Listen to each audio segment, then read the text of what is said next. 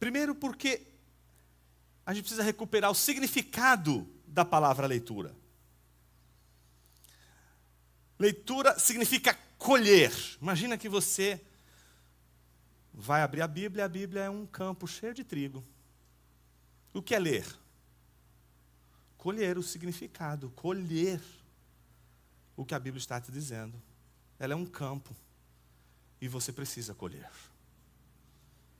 Quando você lida com a colheita de significados na Bíblia, você lida com duas coisas que precisam acontecer juntas ao mesmo tempo. Primeiro, com léxico. Léxico significa aquilo que é relativo à palavra, o modo de falar. Vocabulário. Por que as pessoas leem Agostinho e ficam encantadas com as Confissões de Agostinho?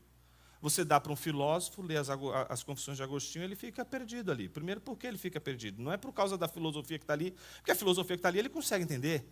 O que ele não consegue entender é o vocabulário bíblico de Agostinho, porque ele não vai dando referência bíblica. Ele não vai usando referências bíblicas. Ele vai usando expressões tipicamente bíblicas. Coisas, nomes, expressões que só leitores da Bíblia seriam capazes de entender. Faz parte do vocabulário. Quando você entra numa cultura, você não só aprende o vocabulário, mas você aprende aquilo que é o mais difícil numa linguagem, que são os usos perifrásticos da língua. Quando uma palavra não significa o que ela é. Você diz assim, cidade maravilhosa. O Júlio já fez assim, ó. Não é porque ele já pensou no Rio de Janeiro. Mas se vê um cara que não conhece o português, está aprendendo português agora, cidade maravilhosa, para ele é só cidade maravilhosa. Não percebe que aquela palavra tem um outro sentido. Entende? Se eu chego e falo assim para vocês, não adianta estocar o vento. Você está vendo que você pega a referência? Por que você pega a referência? Porque aquela expressão, aquele léxico, vai te colocando dentro do universo. As ciências humanas apresentam para a gente diversos léxicos. Você vai ter o léxico da economia, você vai ter o léxico do direito, você vai ter o léxico da literatura, você vai ter o léxico dos filósofos, você vai ter o léxico dos antropólogos, você vai ter o léxico, entende? Dos psicólogos. Cada léxico vem acompanhado de um jeito de dizer as coisas. E às vezes a gente usa as mesmas palavras no português, mas o antropólogo está falando uma coisa, o filósofo outra e o teólogo outra, completamente diferente. Porque são léxicos diferentes, são jeitos de falar diferente.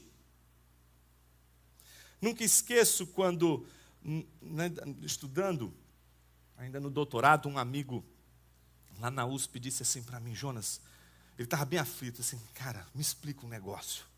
Falei, o que foi? Bicho, o que é varão? Eu falei, irmão, de onde você está tirando isso? Não, cara, é porque eu vi o cara falando varão e eu estou tentando aqui uma menina que é crente. Estou tentando namorar e ela disse que só quer varão, o varão crente. Aí ela disse, porque eu sou a varoa, aí não sei o que, ficou aquela coisa do varão, varoa, sabe? Aí eu disse assim, cara, isso aí, não fica tranquilo. Isso aí é uma expressão tipicamente oitocentista de uma Bíblia que as pessoas que provavelmente são dessa igreja usam esse texto como base e elas reproduzem a linguagem daquela leitura do texto na sua fala. Mas não significa outra coisa senão homem e mulher, é só isso. Ah, Jonas, ufa. Que bizarro ele falou. Mas enfim, eu só estou tentando mostrar para você que nós reproduzimos a linguagem daquilo que mais nós lemos.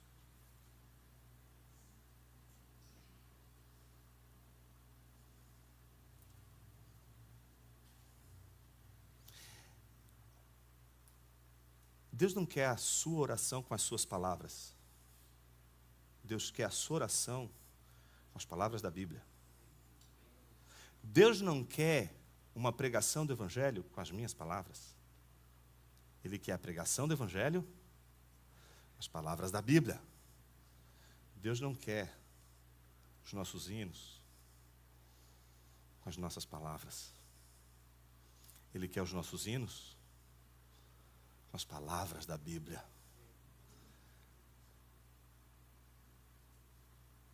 E isso mostra o grande papel que o pastor tem. Qual é o grande papel, portanto, de um pastor?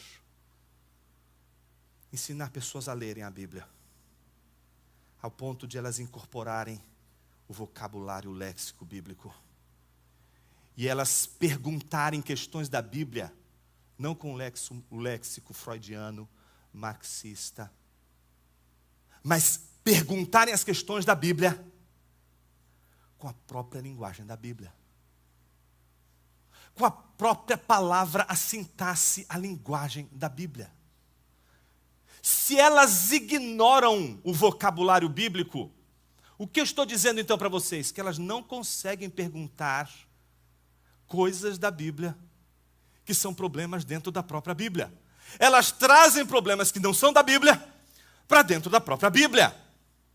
Elas, portanto, estão falando de fora de um universo. Elas não entram no universo, elas falam de fora do universo. E o que um pastor tem de fazer? Colocar toda uma igreja dentro da Bíblia.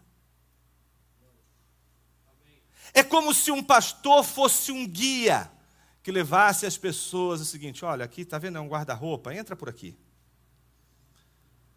Você vai sair num outro lugar. Esse lugar é a Bíblia. Você tem de olhar a Bíblia pela Bíblia e não pelo seu mundo. Você tem de olhar a Bíblia na Bíblia e não a Bíblia no seu mundo, no seu coração, na sua mente.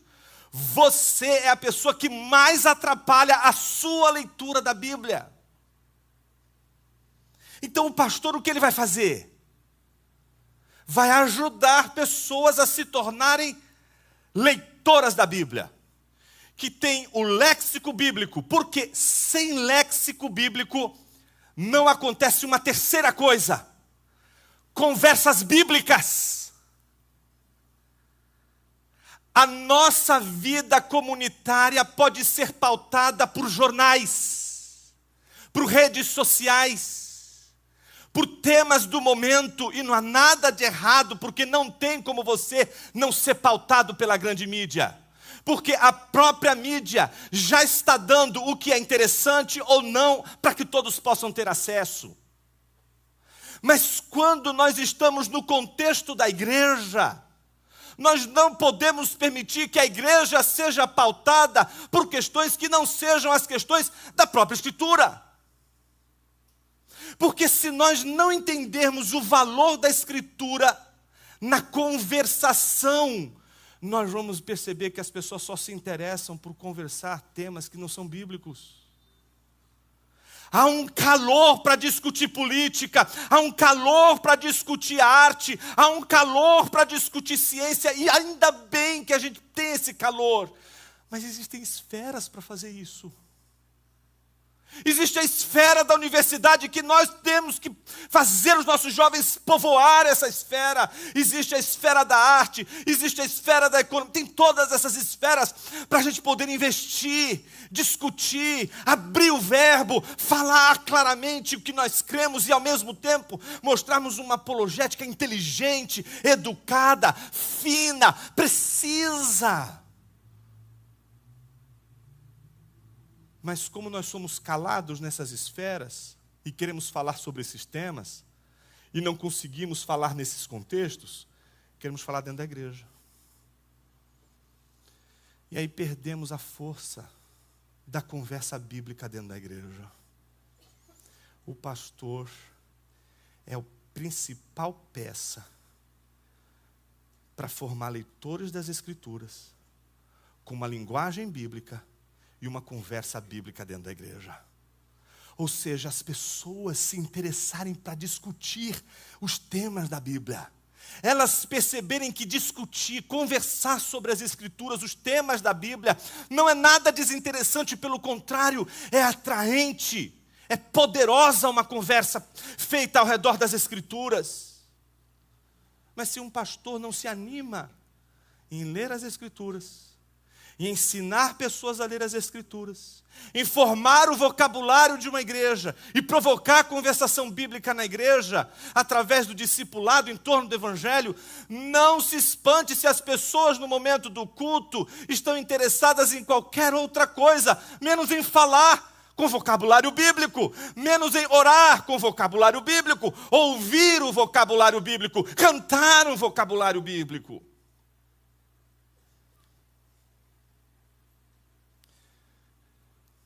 Então, o primeiro ponto, qual é o primeiro ensino? Que me parece ser um grande encorajamento para quem quer uma experiência orgânica de uma igreja que canta como sombra da boda do Cordeiro e não como ensaio para a boda do Cordeiro. Primeiro, que cada membro da igreja seja um leitor biblicamente letrado. Que ele não seja um leitor impressionista da Bíblia. O que é um leitor impressionista? Ele se interessa pelas histórias. Ele se interessa pelos detalhes do conteúdo. Você já deve ter visto em vários lugares esse tipo de slogan. Não importa a forma, o que importa é o conteúdo, a essência. Na Bíblia a forma importa, sim senhor. Te venderam uma leitura equivocada das Escrituras. A forma da Bíblia também nos ensina. A maneira como as perícopes da Escritura foram colocadas numa determinada ordem, ensinam também. A forma do texto, a beleza do texto, até a rudeza do texto, a falta de ornamento do texto, está ensinando. Leitores da Bíblia não são leitores de apenas uma linha, mas leem a primeira e a segunda linha da Bíblia, leem as histórias, mas leem a Bíblia canonicamente, leem a Bíblia na sua ordem, leem a Bíblia na sua forma, preservam a forma da Escritura, estão preocupados com a forma da Escritura, não vão confundir parábola com poesia, narrativa, com cântico, com salmo. São capazes de ler as formas da Bíblia e perceber que a forma também comunica. Isto é, que cada membro da igreja local leia a palavra, orientado pela palavra. Como é que a gente lê a palavra orientado pela palavra? Sem repertório. Então isso significa que você sempre foi um leitor impressionista da Bíblia. Minha pergunta para você não é se você é um leitor impressionista da Bíblia. Minha pergunta para você hoje é se você deu um passo além e deixou de ser um leitor impressionista da Bíblia e passou a ler a Bíblia vendo as conexões da Bíblia como um todo. Tem uma frase em alemão dos românticos alemães, diz assim, né? Alles miteinander verbunden. Todas as coisas estão conectadas. O todo tem suas partes. E essas partes possuem relações. Não tem como a gente olhar, por exemplo, vou dar um exemplo, só para você ter noção. Você pega Lucas. Você abre o Evangelho de Lucas e começa a ler, coisa linda e maravilhosa. De repente, Jesus está sendo batizado, lembram disso? Capítulo 3 de Lucas, Jesus está sendo batizado por João Batista, uma voz rompe do céu dizendo, este é meu filho amado que me dá prazer, não é? O Espírito de Deus desce sobre Jesus como uma pomba, tá certo? E ali, depois daquela belíssima imagem, este é meu filho que me dá prazer, o que vem na sequência? Uma genealogia. Naquele momento você fala, meu Deus, o clima estava tão bom. Ai, me bota uma genealogia aqui. Por que está fazendo essa genealogia aqui? Aquele texto que todo mundo gosta de ler na Bíblia, né? É aquele texto que diz assim, nossa, não vejo a hora de chegar uma genealogia. Aí você fala, o que está fazendo essa genealogia aqui? Aí na sequência, Jesus sendo tentado por Satanás no deserto. Ficou quente o negócio. O leitor impressionista, ele passa batido. Ele pula a genealogia. Se ele pula a genealogia, imagina Levítico. Entende? Ele vai pulando a canonicidade da Bíblia. Ele vai se desinteressando por textos que não são quentes. Porque ele olha para aqueles textos e aqueles textos que ele está lendo não provocam aquele calor impressionista das histórias.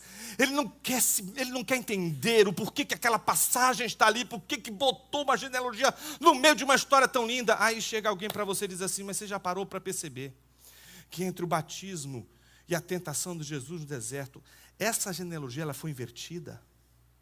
E ela está de cabeça para baixo, né? Começa com Jesus, os pais, avós, bisavós, tataravô, blá, blá, blá, blá, blá. Né? Então terminou com, este é meu filho amado que me dá prazer. E termina com o primeiro, Adão, filho de Deus. Lucas claramente está dizendo, nós estamos diante da criação de Deus sendo recriada. A cena da criação está sendo repetida. O Gênesis do Novo Testamento está aqui, neste exato momento em que os dois, Lucas que andava com Paulo, né? Tanto de um lado, né? Jesus, que é o último Adão e o primeiro Adão. E na sequência, um deserto, um estado probatório de Jesus. O capítulo 3 de Gênesis na sua frente, Lucas ali mostrando para você, olha aqui o jardim de Jesus. Nesse jardim não tem frutos, nesse jardim você tem pedras. Ele também é alimentício. Um homem perdeu tudo comendo um fruto. Jesus rejeitou, inclusive, transformar uma pedra em pão, para que ele pudesse comer, e ao comer, colocar em xeque toda a obediência ao Pai. Eu estou dando só um exemplo de como a gente é estúpido. A gente lê a genealogia, não, tica, vai botar esse negócio para fora. Entende? Eu só estou querendo que você saia hoje daqui com uma baita de uma desconfiança e suspeita de você e da sua leitura pobre das Escrituras. Eu não quero que você saia daqui dizendo assim, nossa, como eu sou um leitor que conhece a Bíblia. Se você sair daqui assim, eu não cumpri a minha missão. Minha missão é uma só hoje aqui. Fazer você perceber que você está diante de algo muito maior do que você, pastor. A Bíblia é maior do que você. Ela é gigante. Não adianta a gente achar que a gente vai aprofundar a nossa leitura das Escrituras com 10 minutinhos, 15 minutinhos. Tem de ser leitor voraz. Eu fico impressionado com um crente que diz que não gosta de ler, meus irmãos. É um endemoniado. É um gadareno. É o gadareno ali diante de você dizendo, não gosto de ler. Como você pode dizer uma coisa dessa e ser crente ao mesmo tempo? Ou você não gosta de ler, ou você é crente. Os dois ao mesmo tempo, seu infeliz, não dá. Então eu estou dizendo, imagina um crente, um pastor que não gosta de ler. Meu Deus do céu. Não faz sentido, meu irmão. Ah, Jonas, eu tenho um problema de leitura, eu tenho um problema de atenção. Eu sei, meus irmãos, que a gente tem dificuldade para ler. Eu sei que às vezes a gente vai ler e a depender da idade, o tempo é curto mesmo. Aquela atenção dura 1 segundo.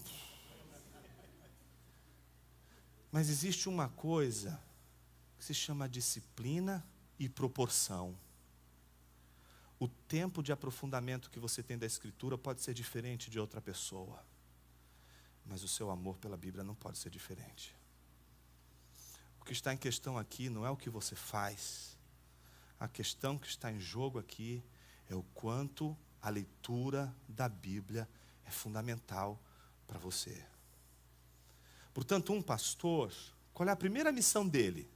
Se ele quer o canto congregacional na igreja, ele tem que ter leitores da Bíblia. Como ele pode fazer isso de uma maneira prática? Eu queria colocar para vocês como eu pensei isso na igreja, em como fazer isso. Eu deixei aqui só como exemplo. Há 9 anos, todo último dia do ano, eu entrego para a igreja todos os sermões que serão pregados no ano seguinte. Todos, sem exceção.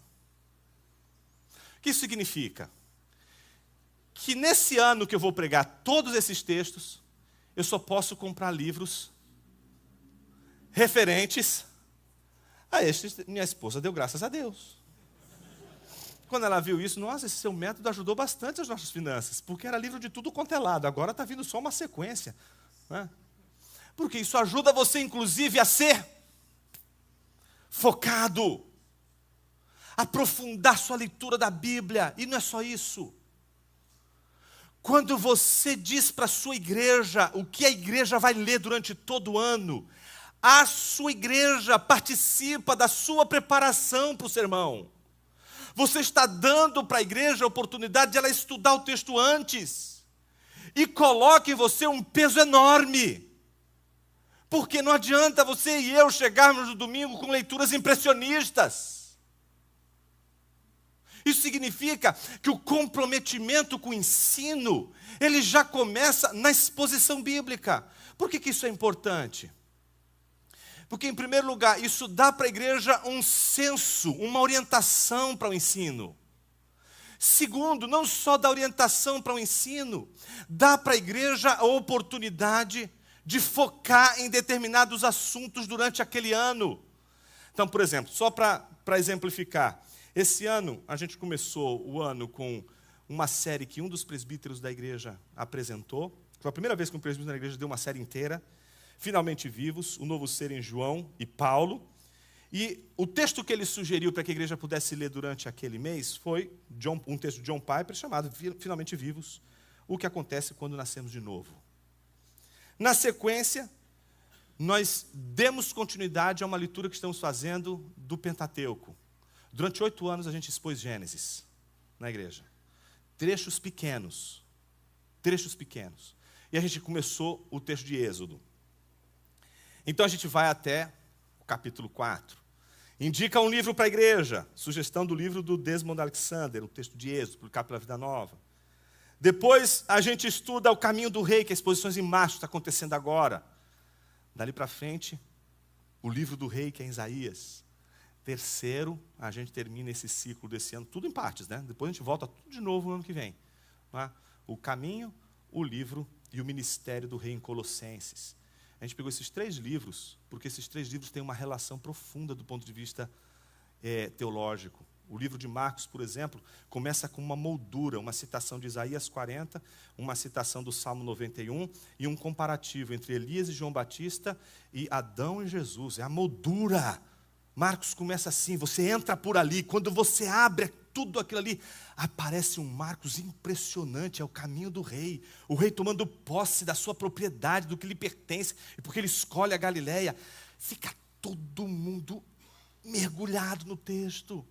Todo mundo fica envolvido no texto. Por que todo mundo fica envolvido no texto? Porque tem leitura, nos pequenos grupos se reverbera, o pastor está envolvido com a igreja na reverberação, está engajado com a igreja em mobilizar a igreja para a leitura.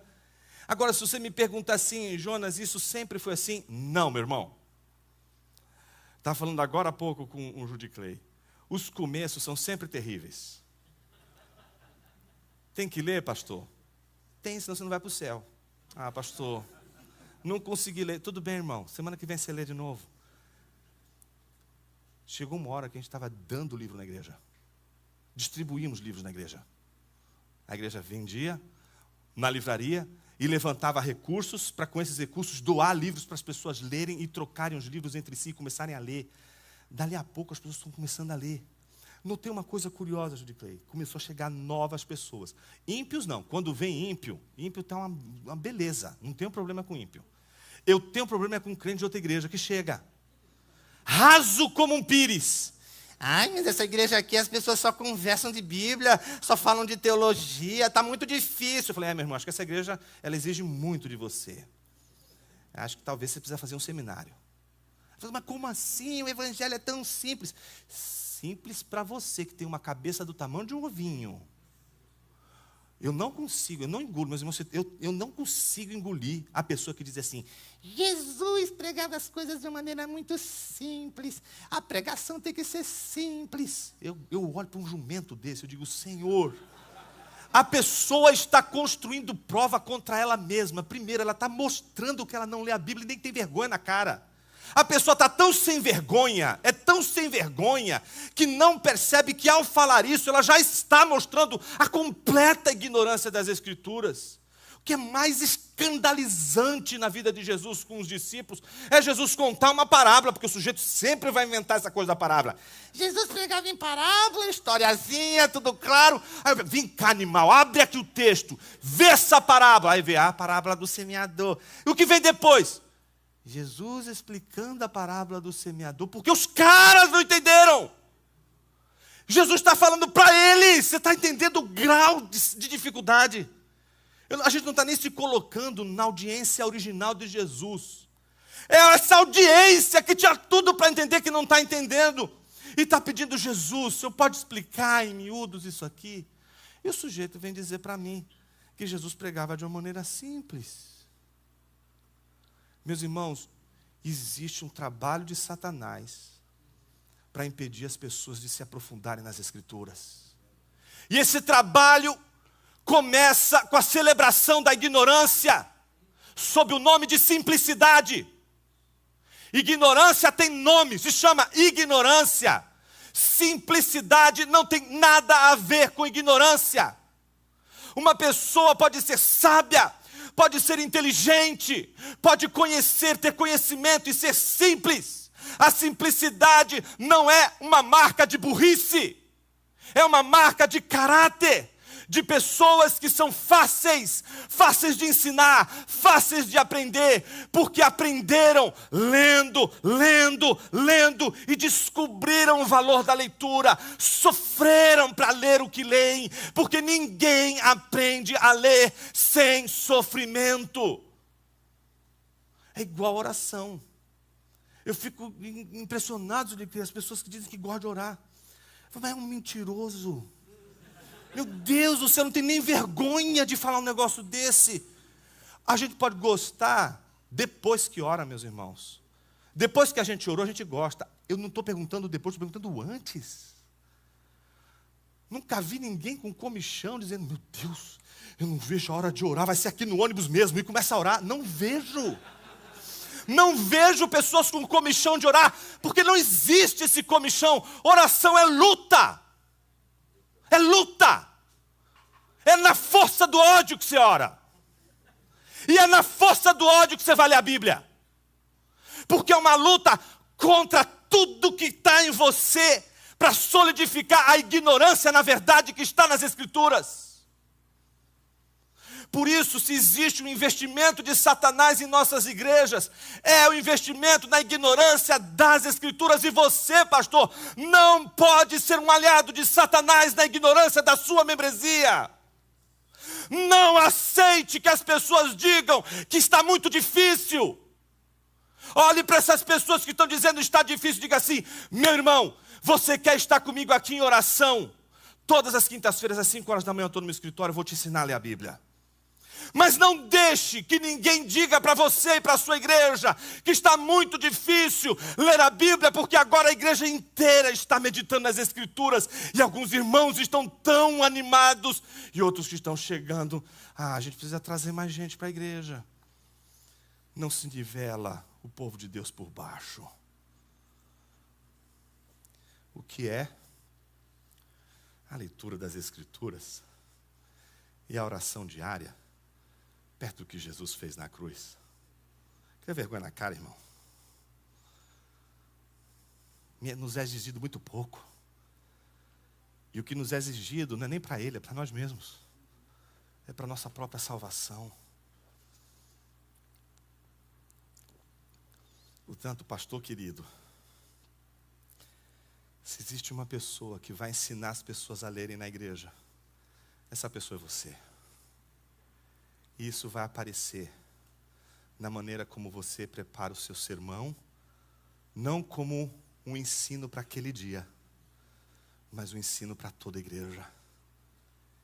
Aqui está uma maneira de governar uma igreja durante um ano inteiro, uma agenda de ordenação de uma igreja do ano inteiro.